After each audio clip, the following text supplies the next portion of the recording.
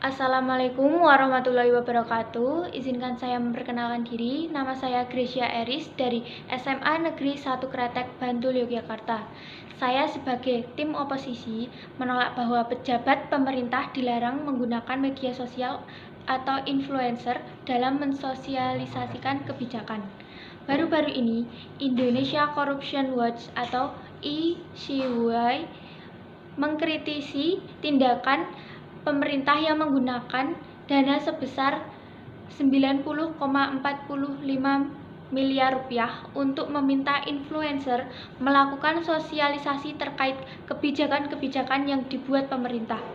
Pengguna influencer sebagai sarana untuk mempromosikan kebijakan pemerintah tersebut telah berlangsung sejak 2017.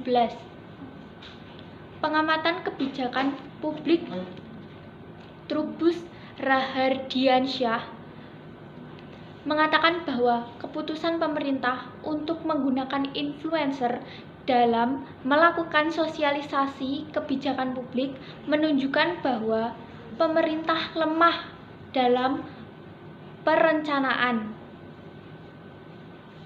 Ia juga merasa hal tersebut tidak efektif karena influencer tidak memiliki kapasitas yang cukup untuk mensosialisasikan kebijakan pemerintah.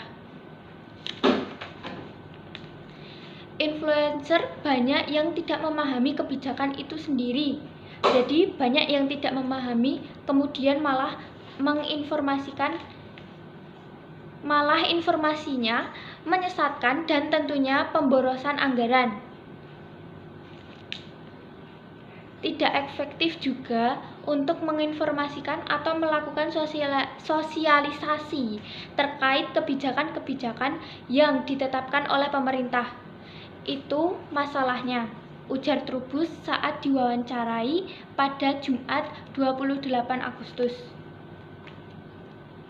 Jika dilihat dari segi cost daripada benefit-benefit, selain karena influencer kurang memahami kebijakan yang mereka sampaikan, Trubus juga berpendapat dalam prakteknya akan sulit dilakukan pengawasan apakah kebijakan tersebut tersampaikan pada masyarakat atau tidak.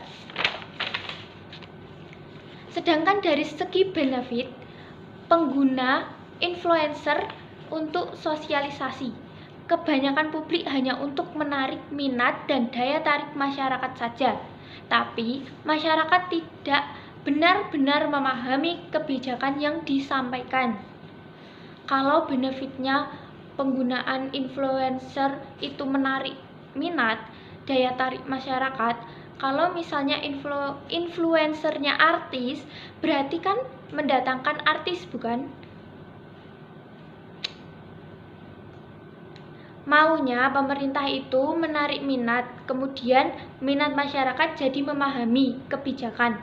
Tapi masyarakat lupa bahwa apa yang disampaikan kebijakan itu. Malah nanti warga yang nonton artisnya melihat pakaiannya, penampilannya, tempatnya, dan bukan soal kebijakannya. Padahal yang seharusnya disampaikan kan kebijakannya, ungkap dia. Menurut Trubus, penggunaan influencer, buzzer, dan artis-artis yang mensosialisasikan kebijakan kurang tepat. Hal ini menyebabkan banyak informasi karena yang menjadi tidak jelas dan tidak komprehensif karena tidak disampaikan oleh pihak yang tepat. Daripada menggunakan influencer, menurut Trubus akan lebih baik jika pemerintah melibatkan partisipasi untuk publik dan menggunakan pihak-pihak yang tepat untuk membahas seputar kebijakan publik. Jikalau kebijakan ini memang membutuhkan orang-orang yang punya kapasitas di situ, misalnya RT, RW, lurah, kemudian tokoh-tokoh agama, tokoh-tokoh kemasyarakatan, akan lebih menguntungkan daripada menggunakan influencer-influencer dan artis-artis, tutur dia.